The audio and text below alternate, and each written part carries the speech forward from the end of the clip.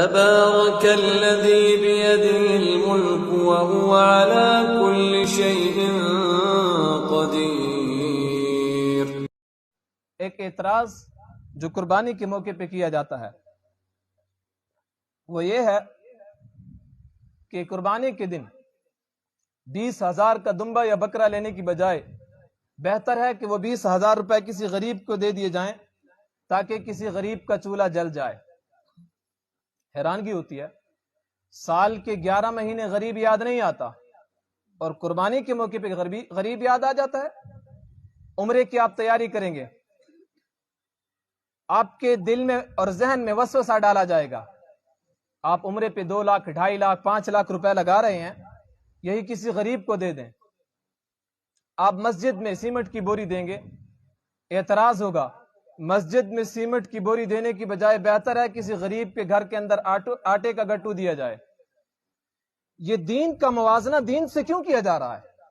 یہ اعتراض وہ لوگ کرتے ہیں جن کے دل میں دین کی وقعت نہیں ہوتی، بلکہ اگر میں دوسرے لفظوں میں کہوں، یہ دین سے بیزار اور غیر مسلم لوگ اعتراض کر کے مسلمانوں کے اندر یہ اعتراض چھوڑ دیتے ہیں اور مسلمان انجانے میں یہ اعتراض دوسروں پہ کرتے رہتے ہیں۔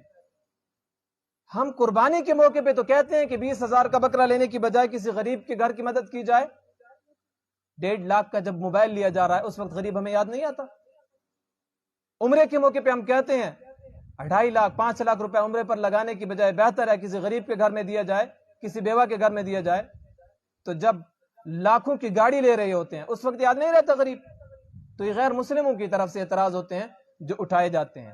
حضرت ام عائشہ کی جو حدیث میں لفظ ہیں تو وہاں پہ رسول اللہ صلی اللہ علیہ وسلم نے فرمایا کہ کیا قربانی کے دن جو اللہ تعالیٰ کو سب سے پسندیدہ چیز ہے، سب سے محبوب چیز جو اللہ تعالیٰ کے ہاں ہے، وہ قربانی کے جانور کا خون بہانا ہے۔ اس سے بڑھ کے قربانی کے دن بے شک ایک سخی غریبوں کی مدد کرتا ہے، ثواب کا کام ہے، لیکن قربانی کے دن اس ثواب سے بڑھ کر کوئی اور ثواب کا کام نہیں ہے۔ یہ کسی مولوی کی بات نہیں ہے، کسی مفتی کی بات نہیں ہے، کسی انجینئر اور ڈاکٹر کی بات نہیں ہے، رسول اللہ صلی اللہ علیہ وسلم کی بات ہے۔